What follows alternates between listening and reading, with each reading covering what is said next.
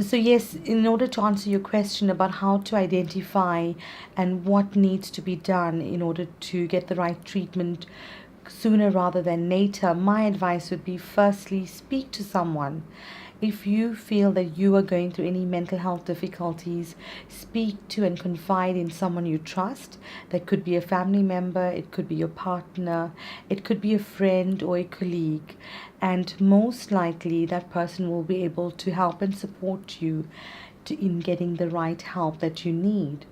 Secondly, I would urge any person, if they feel they're experiencing any anxiety or social anxiety, that they would need to speak to a trained professional. As a trained professional myself, as a psychiatrist, I deal with these conditions on a day to day basis.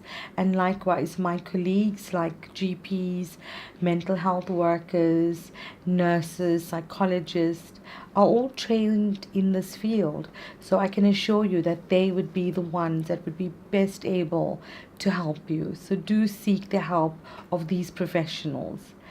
Thirdly, what I have found, which has been very helpful, which I've suggested to all my clients, is speak to people who have gone through the same journey as you, because you can learn so much from that person, because they would have gotten quicker access to treatment, they would have gotten better, and they know the route and the path to recovery. They would be able to tell you what are the do's and don'ts of recovering from that illness, and also they would be able to guide you and give you tips in order to help yourself. So I think that is also very important, learning from someone who has gone through the exact same thing. And fourthly, I would say try and ensure that you keep an open mind and avoid speaking to people who don't understand about mental illness. If you are someone that knows that some loved one close to you is suffering from a mental illness, I would urge you to speak out and reach out to that person, because you being able to identify that there's something not right can actually help and save that person. So, if you're a loved one and carer that knows someone that's showing the telltale signs of a mental illness or disorder like social anxiety, then speak out to them and reach out to them. And I can assure you that will make a difference to their lives. Thank you, Dr. Seshni. That was, you explained it very nicely. So you just said that some telltale signs. So what I know you have talked about some signs and symptoms before, but could you remind us again, please? Yes, so I spoke about the social anxiety and anxiety disorders in general earlier on. So, anxiety, like panic disorder and other generalized anxieties, when someone has an intense fear of going out.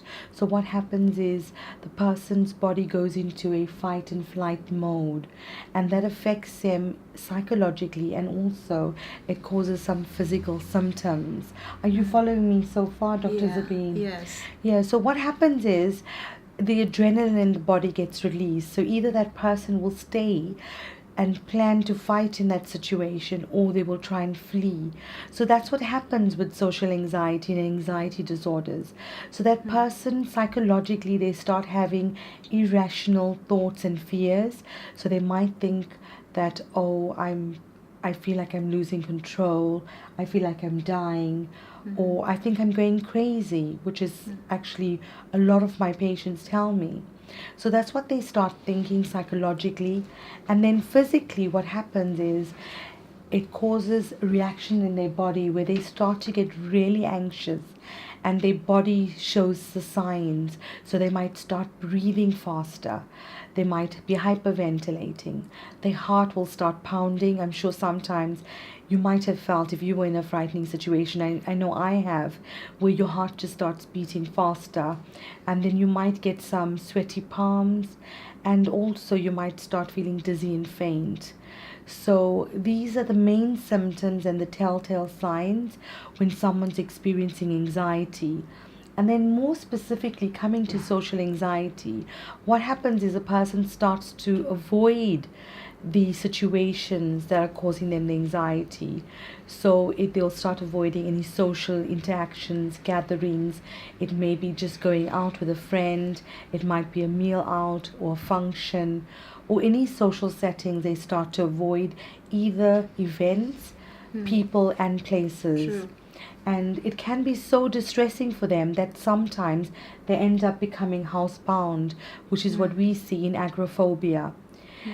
Thereafter, the worst case scenario that I can say is when it really starts affecting someone, is when it affects their everyday life. So they have difficulty with work because of this, difficulty in their relationships, difficulty in family situations, and then it ends up causing them so much of anxiety and stress that they end up using either alcohol as a coping mechanism, or they might turn to drugs. And in serious cases, some people actually self-harm. So it can cause some severe risks as well. So these are the main telltale signs. If you know anyone that's experiencing these symptoms, then it's a sign that they might need some help. You have just said that the signs and symptoms of social anxiety. So I read a story where the little child, it's her, and she was in the classroom, and she knew the answer, but when the teacher asked a question and then asked the students to raise their hand, but she never raised her hand because but she knew the answer, and then it kept on happening again and again and again, and later on life she was diagnosed with anxiety. So I think this is one of the example. What do you think? Yes, it's very common where our anxiety actually stems from our childhood. So, like the typical example, you give a very good example of a young child who had anxiety symptoms, and it actually progressed to her adulthood. So, it's not uncommon to identify these symptoms in children, and that's why even teachers, parents, and grandparents play an important role in identifying if a child is experiencing some anxiety symptoms.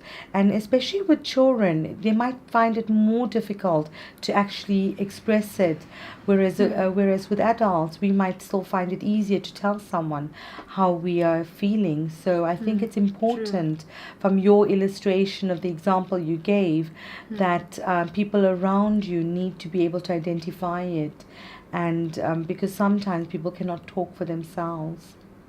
True.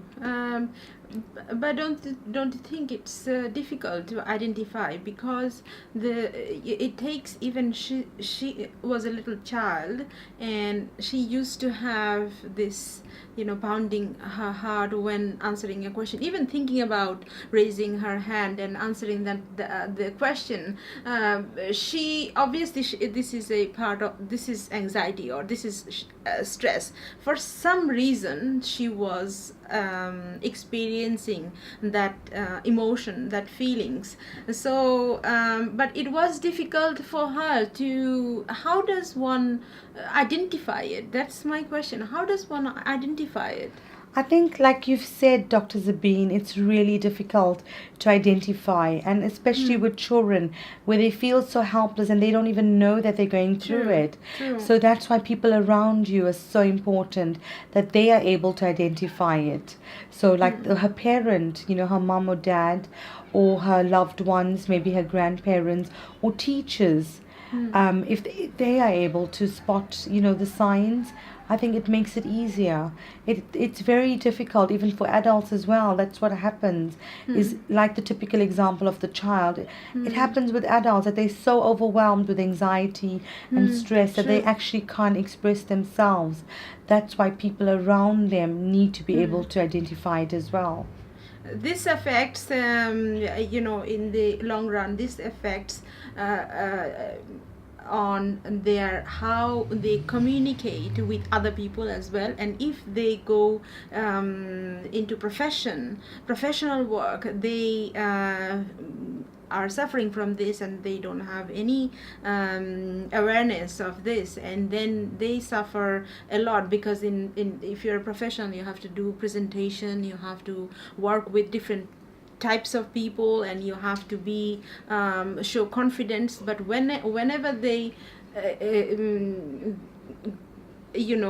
go to do this, then they feel this anxiety and they can't perform as good as they are actually. Yes, I totally agree. That's exactly what happens. Is if it happens in your childhood and when you become an adult, if you are diagnosed with social anxiety, that is exactly what happens. Is a person develops like a social anxiety or social phobia, where even being able to do presentations at work or communicating with other people or attending meetings and conferences becomes so difficult and overwhelming for them. That is why early detection and diagnosis It's and very important. treatment is essential. Yes.